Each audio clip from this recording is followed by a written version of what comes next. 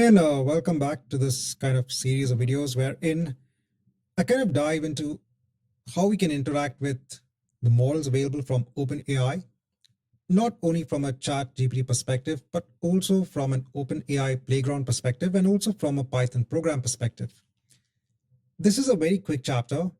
In this chapter, I want to go through the concept of streaming responses with OpenAI. So normally large language models do have this option of being able to stream responses back. And what do I mean by this? If I take an example of an earlier Python program wherein we were submitting an image to a large language model, then in terms of so what I've done is I've just created a new Python-based file. I've copied the code examples from one of our earlier videos, as it wherein we were submitting an image to the large language model and giving some instructions saying that you are an expert Azure exam coach, and I want to get details about the image that I'm submitting. So I want to have some bullet points, a real world Azure example, so on and so forth. Now, if I run this program, and by the way, I've changed the reasoning to low in terms of the effort. I don't have any max tokens in terms of a limitation. If I run this, what's happening is we are, the large language model has accepted our prompt and our image. It is formulating an entire response, but it does take time to get the response back, because the large language model is formulating the entire response first and then giving it to us. But we also have the ability to actually stream responses back. Here, users can actually see tokens, in terms of the output, instantly as they arrive, instead of waiting for the entire answer. This can be better from a UX perspective, from a design perspective, from a user interface perspective, when you have long output. So let's say you're getting a summary of information, instead of waiting to get the entire response back, if you can just stream the tokens as they are being given by the large language model, nothing great like it.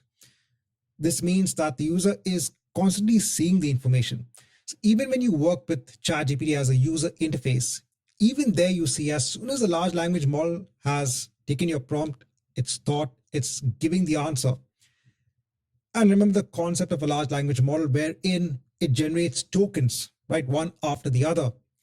So when it has streamed a set of tokens, when it has got a set of tokens, it streams those tokens back to you. That's why you can see it coming up as the output. It's not like you have to wait and then wait for the entire response. No, as the tokens are being made available by the large language models, they are being streamed to you from the ChatGPT interface. You can do the same thing from even your Python-based program. And I said there are a lot of use cases or a lot of positives when it comes on to using streaming. I said, firstly, you understand the speed of the large language model in terms of its responses coming in. I said, from a user interface perspective, it's better to give the user, the aspect that yes, the response is coming through, instead of just the user is waiting for the entire response to come back. At any point in time, even in the ChatGPT interface, if you're not happy with the response coming back, you can always click on the stop button to stop the model from generating tokens. You can then reword your prompt, send it back to the large language model. So a lot of advantages when it comes on to streaming your responses back. So how do we do this from our Python-based program? So from the Python-based program here, just before I create the response object, I'm just putting a print statement telling the user that the response is going to come in a streaming format. I will take the entire response now within a width kind of block. Take everything now has a streamed response.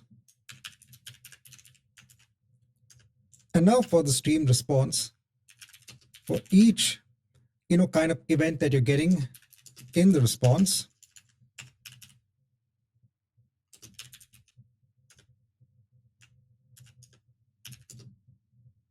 if the event dot type is a response dot output text, if you're getting the delta tokens, then go ahead and just print the delta tokens. Then I don't need this final statement. So this is the way that we are basically getting the response back. We're just taking the stream of events.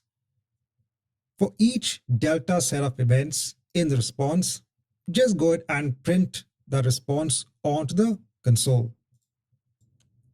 And so there's one more thing I forgot. The main method that we can use here is stream. So instead of creating a response, we are streaming our response back. Let me run this Python-based file now.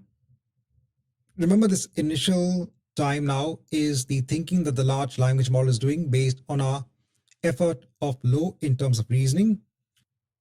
So remember that initial time was only the reasoning effort, but now as soon as the tokens are being made available, they are being streamed back to you in the response. So this is quite a short chapter. Just want to showcase how we can stream tokens back as soon as they're made available by the large language model.